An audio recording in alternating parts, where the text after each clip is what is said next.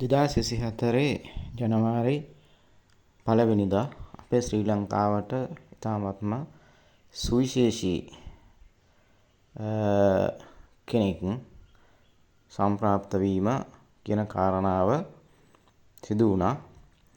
අත වශයෙන්ම මෙන්න මේ සිදුවීමත් සමගම අපේ ලංකාවේ ලොකු වෙනසක් මිනිසුන්ගේ වෙනසක් සිදු වුණා. ඒ සිදුවීමට මූලික වෙන්නේ ශ්‍රී ලාංකික භික්ෂුන් වහන්සේලා තමයි. මේ කාරණාව සම්බන්ධයෙන් විමතියකට එක කුතුහලයට සමහරු ත්‍රාසයට බීතියට වැනි ආකාරයට පත්වෙච්ච තත්ත්වයක් එක්ක යම් රාජ්‍ය ආයතන වල ක්‍රියාකාරී වුණු පිරිස අපහසුතාවයට පත් වෙලා ලොකු සිදුවීමක් සිදු වුණු බව අන්තර්ජාලයේ පුරාවටම හැම කෙනෙක්ම දන්න කාරණාවක්. ඒ කාරණාවත් සමගම ඒ දෙවන්ත අති පූජනීය චරිතයක්, ලෝක පූජිත චරිතයක් කියන කාරණාව පිළිබඳව දැනුවත් නොවුණු පිරිසගේ මේ වැරදි සහගත හැසිරීමත් එක්ක එක්තරා ඛේදවාචකයක් දක්වා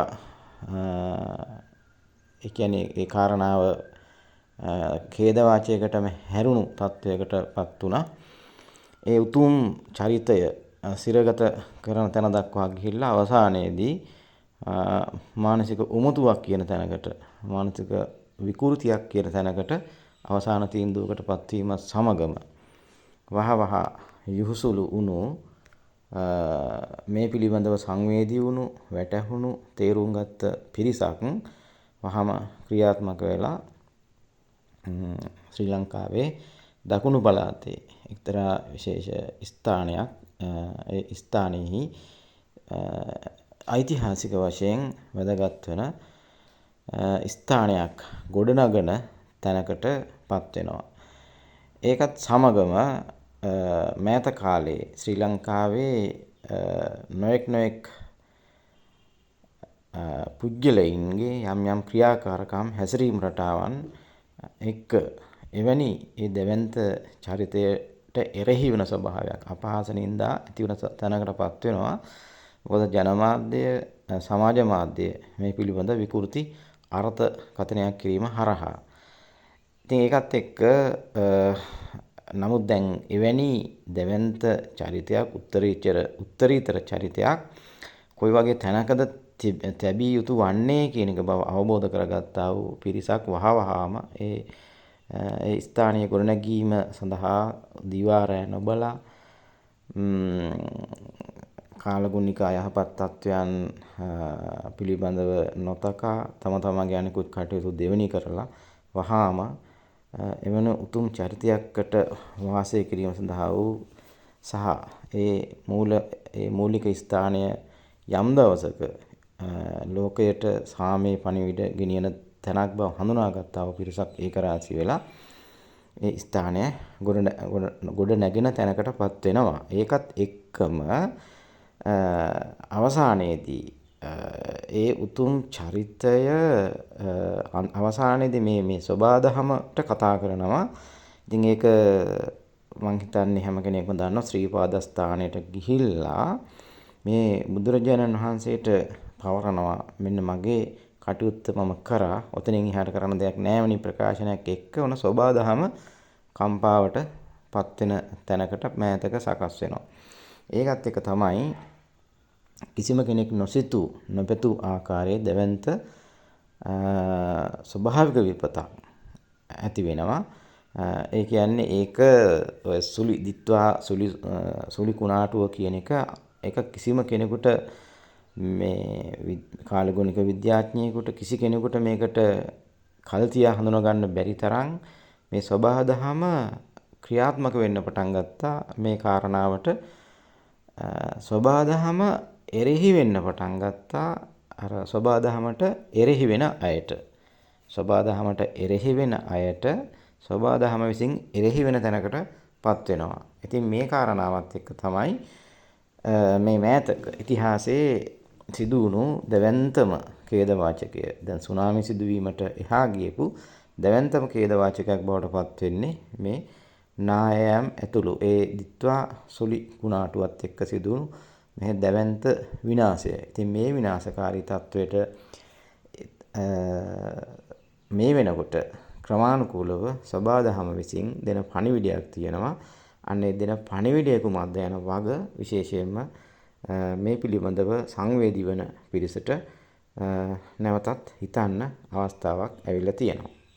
අතීතයේ අපි අහලා තියෙනවා විහාර මහා දේවිය මොහොතට බිලි වෙලා මේ දැවැන්ත වැනි විනාශයක් වෙච්ච වෙලාවක ඉදිරිපත් වුණා වගේ මෑත ඉතිහාසයේ දැවැන්ත චරිත කීපයක් මේ වෙනුවෙන් මැදිහත් වීමත් එක්ක ඒ අයට පවා අද ජීවන තත්ත්වය බොහොම අසතුටුදායක තැනකටපත් වෙන්න මේ කාරණාව හේතුවක් වුණා. මේ සෑම දෙයකටම සබාදහම විසින් දෙන පිළිතුර කුමක්ද කියන එක පිළිබඳව සියලු දෙනාම දැන් රටවාසී ලෝකවාසී සියලු දෙනාම විමතියකටපත් වෙලා ඉන්නෝ. මොකද්ද මේකට මුල්ම හේතුව? මෙවැනි උත්තරීතර චරිතයකට කරපු මේ විනාශය තමයි මේකට මුල්ුණේ කියන එක දැන් හැම කෙනෙකුටම ක්‍රමානුකූලව තේරෙන්න පටන් අරගෙන තියෙනවා. අනුබුදු මිහිඳු මහරහතන් වහන්සේගේ ලංකා ගමනියත් ඒ වගේම ඊට පෙර බුදුරජාණන් වහන්සේගේ කීපවතාවක් ලංකාවට වැඩම වීමත් ඒ අවස්ථාවල සමාජයේ සිදුවලා තියෙන වැනි සමාජ යම් විපර්යාසයන්. ඒක යම් ස්වභාවික විපත් විදියට හෝ යම් ආකාරවලින් මිනිස්සු අතර යම් වෙනස්කම් ඇති වුණා හා සමානව දෙයක් 2024 ජනවාරි 1 වෙනිදා මේ අති සුවිශේෂී ලෝක පූජිත වරයෙක් බව දැනුව නොවුණු පිරිසක් විසින් මේ කරපු ක්‍රියාවලියට වර්තමානයේ සබාදහම විසින් දෙන මේ පණිවිඩය විශේෂයෙන්ම එක ආකාරවලින් පෙන්눔 කරන මේ පණිවිඩය පිළිබඳ සියලු දෙනාගම විශේෂයෙන්ම ඉදිරි කාලයේදී සංවේදී විය යුතු කාලය එළඹිලා තියෙනවා. ජනතාවනි සියලුම ප්‍රේක්ෂකයනි සියලු දෙනාටම අවස්ථාව දැන් මේ කවුද මේ ලෝක පූජිතවරයා